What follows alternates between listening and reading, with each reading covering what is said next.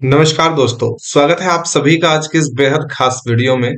आप सबको एक बहुत बड़ा अमाउंट दिखाया और साथ ही साथ उसको आज मैं प्रूफ भी करने वाला हूं। दोस्तों, ऐसी सटीक और जानदार कैलकुलेशन आज मैं आप सबके लिए लेकर आया हूं कि जो आप सबके समझ में तो आएगी ही, लेकिन आपको एक गुड फेथ भी देकर जाएगी। दोस्तों, मैं आप सबको बता दूं, हाल फिलहाल में 8वें पे कमीशन को लेकर चर्चा एक बार फिर से तेज हो चुकी है और कुछ ही दिनों में आपको बहुत बड़ी खुशखबरी मिलने वाली है 8वें पे कमीशन की। आपकी सैलरी के अंदर 8वें पे कमीशन का अकाउंट और जो अमाउंट आपको बढ़कर मिलने वाला है वो क्रेडिट होने वाला है बहुत जल्द। ऐसे में आप सबको नई बेसिक पे कितनी मिलेगी, साथ ही साथ जो नई ग्रोस सैलरी है वो कितनी होगी, मिलने वाला एरियर कितना होगा, इसके ऊपर सटीक विश्लेषण आज की इस वीडियो में मैंने किया है। आशा करता हूं वीडियो आपको पसंद आएगी। एक खबर जो कि आजकल चर्चाओं में है कि बेसिक सैलरी 18,000 से बढ़कर हो जाएगी 68,940। तो क्या ये पॉसिबल है? लेकिन आज जो मैं चर्चा कर रहा हूं उन व्यक्तियों के लिए जिनकी बेसिक पे 35,000 रुपए है। दोस्तों, क्या एरियर वाकई 16 लाख का मिलेगा? इसके ऊपर भी सटीक विश्लेषण मैं आज करने वाला हूं। चलिए आज की बेहद शानदार वीडियो शुरू करते हैं। दोस्तों, हर एक पे कमीशन का आधार, पिछले पे कमीशन का आधार भी फिटमेंट फैक्टर था और इस पे कमीशन का आधार भी फिटमेंट फैक्टर है। पिछले पे कमीशन में फिटमेंट फैक्टर 2.57 था। इस बार जो कयास लगाए जा रहे हैं, हालांकि कर्मचारी संगठन तो 4.0 की मांग कर रहे हैं, 3.25 की मांग कर रहे हैं, लेकिन ये मेरे हिसाब से तो ये पॉसिबल नहीं है। और क्या आपको लगता है कि ये पॉसिबल है? तो कमेंट करके जरूर बताएं। मेरा ये मानना है कि आपका जो फिटमेंट फैक्टर 2.50 के आसपास होगा और ये ऐसा बिल्कुल पॉसिबल है, बिल्कुल सटीक है और ये चीजें ही होंगी। इससे ज्यादा फिटमेंट फैक्टर आपको सरकार देने में सक्षम नहीं है। साथ ही साथ अब हम विश्लेषण कर लेते हैं कि नई बेसिक सैलरी कितनी होगी। अगर आप एक केंद्रीय कर्मचारी हैं और आपकी करंट बेसिक सैलरी 35,000 रुपए है, तो दोस्तों आपको फिटमेंट फैक्टर 2.50 के हिसाब से मिलेगा।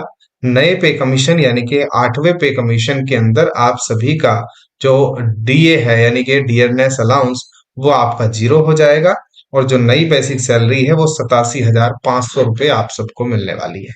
ठीक है, यहां तक चीजें क्लियर हो चुकी हैं।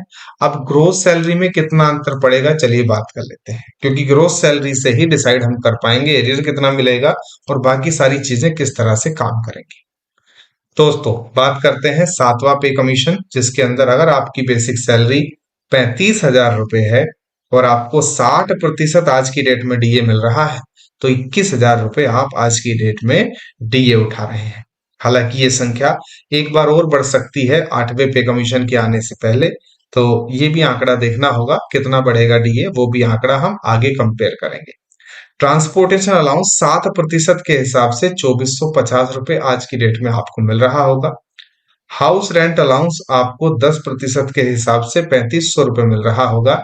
हालांकि ये संख्या 3 भागों में डिवाइड होती है, 10%, 20% और 30%। लेकिन आज की गणना हम बिल्कुल न्यूनतम से कर रहे हैं, तो हम इसलिए 10% पर रिलाई कर रहे हैं। अदर अलाउंसेज, इनमें बहुत सारे अलाउंसेज आ जाते हैं जिसको मैं 10,000 के अंदर इंक्लूड कर रहा हूं। हालांकि ये संख्या कई स्थानों पर बहुत ज्यादा भी होती है। तो मैं एक नॉर्मल, एक ठीक ठाक जगह पर कार्य करने वाले व्यक्ति के लिए ये चर्चाएं कर रहा हूं। तो वो व्यक्ति जो 35,000 रुपए लेता है, टोटल ग्रोस सैलरी आज की डेट में 71,950 रुपए उठा रहा होगा। अब 8वें पे कमीशन के अंदर क्या होगा, जब उसकी बेसिक सैलरी 87,500 रुपए हो जाएगी, डीएनएस अलाउंस जीरो हो जाएगा, तो ट्रांसपोर्टेशन के लिए उसको 6125 रुपए मिलेंगे। हाउस रेंट अलाउंस के रूप में उसको 8750 रुपए मिलेंगे। अदर अलाउंसेज के रूप में उसको 12,000 रुपए मिलेंगे।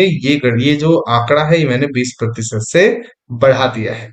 इसमें बहुत ज्यादा तेजी या बहुत ज्यादा गिरावट नहीं की है, केवल 20% से इसको मैंने बढ़ाया है।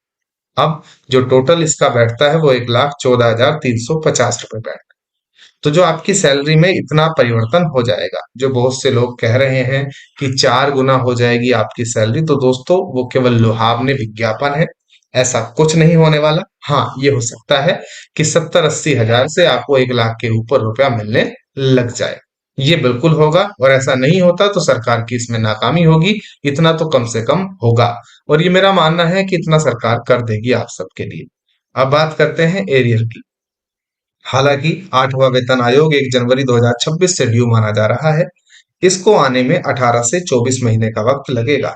तो इन्हीं दो टाइम पीरियड की हम कैलकुलेशन करेंगे, और जो बढ़ी हुई सैलरी है वो आपके खातों में 1 जुलाई या 1 जनवरी 2028 से क्रेडिट कर दी जाएगी।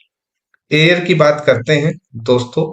जो पे डिफरेंस आया 42,425 रुपए का आया है। ऐसे में अगर आपको 18 महीने का एरियर मिलता है तो 7,63,650 रुपए आपको मिलेंगे, और अगर आपको 24 महीने का एरियर मिलता है तो 10,18,200 रुपए पाने के आप बिल्कुल हकदार होंगे। ये आज की गणना पूरी तरह से डिपेंड है 2.50 के फिटमेंट फैक्टर पर।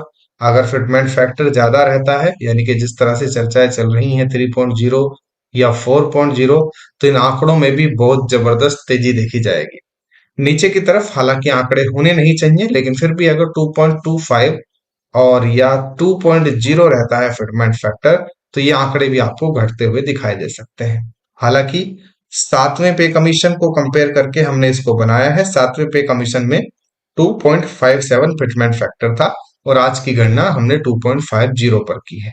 तो यानी कि पिछले पे कमीशन से भी कम फिटमेंट फैक्टर पर यह गणना है। ये आंकड़े मेरे हिसाब से 90% आपके सटीक बैठते हुए दिखाई देंगे। ठीक है, फिर भी ये कयास है, कोई बिल्कुल सटीक आंकड़े नहीं है। एक समझाने के उद्देश्य से वीडियो बनाया गया है। आशा करता हूं आपकी समझ आया होगा, और जो आप लोग सवाल करते हैं उसका जवाब भी मिला होगा। वीडियो पसंद आई है तो लाइक जरूर करना, एक प्यारा सा कमेंट जरूर करके जाना। अगर आपकी बेसिक पे कुछ और है तो वो लिख कर जाना, नेक्स्ट वीडियो में उस पर बना दूंगा। धन्यवाद, नमस्कार, जय हिंद।